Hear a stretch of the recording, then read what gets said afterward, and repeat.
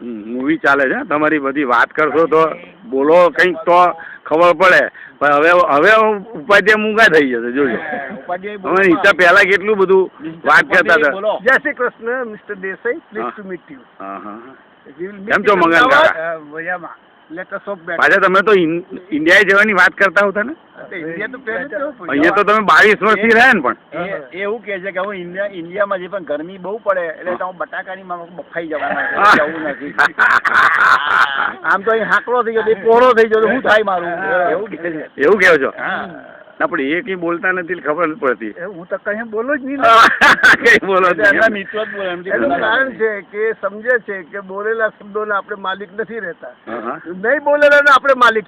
એવું છે? એ વાત સાચી. બરોબર છે.